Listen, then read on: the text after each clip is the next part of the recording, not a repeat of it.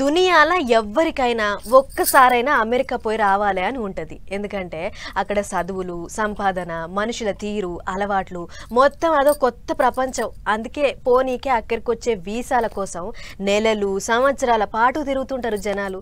అయితే ఈ నడుమ పెబ్బ కుర్చీలో కూర్చున్న ట్రంప్ సారు మా అమెరికాకు కొన్ని దేశాలోళ్ళు అస్సలు రానే రావద్దు అని ఆర్డర్ వేసిండట. మరి గా దేశాలేవి, ఎందుకట్లా అన్నాడో ఒకసారి చూద్దాం పారి.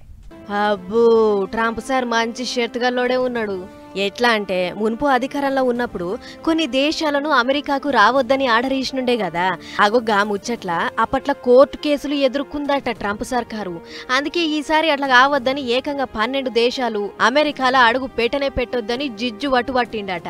ఇంట్లో ఉగ్రవాద దేశాలు, యుద్ధాలు చేసుకునే దేశాలు, అయ్యిందానికి కాందానికి కయ్యం పెట్టుకునే దేశాలు కూడా ఉన్నాయట.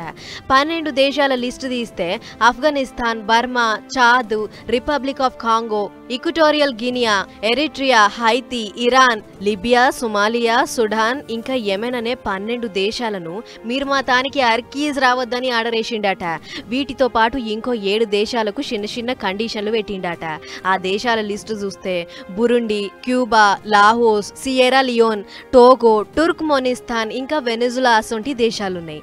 వీళ్ళు రానైతే రావచ్చట గాని అమెరికా పెట్టే కండిషన్లకు ఖచ్చితంగా ఒప్పుకోవాలన్నట. అంటే ఆ 12 ఇంకా ఈ 7 మొత్తం కలిపి 19 దేశాలను కండిషన్లు పెట్టిండు అన్నట్లు.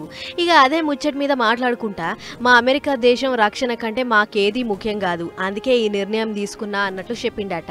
మొత్తానికి మీరు మా దగ్గరికి వచ్చడేందుకు, మీరు రాంగా మేము కోర్టు కేసులలో షీకుడేందుకు అన్నట్లు ఈ నిర్ణయం అన్నట్లు. ఇంకో ముచ్చట ఏంటిదంటే ఈ రావద్దనే ఆర్డర్లా గ్రీన్ కార్డు ఉన్నోళ్ళు, ఇప్పటికే వీసా వచ్చినోళ్ళు, స్పెషల్ వీసా ఉన్నోళ్ళు ఈ లిస్ట్లో లేరట. ఏదేమైనా ట్రంప్ సార్ అంటే ట్రంప్ సారే. పోయినేడు తిప్పల పెట్టిర్రని ఈసారి గట్టి నిర్ణయమే తీసుకుండు అని అనుకుంటురు ఈ ముచ్చట చూసిన పబ్లిక్.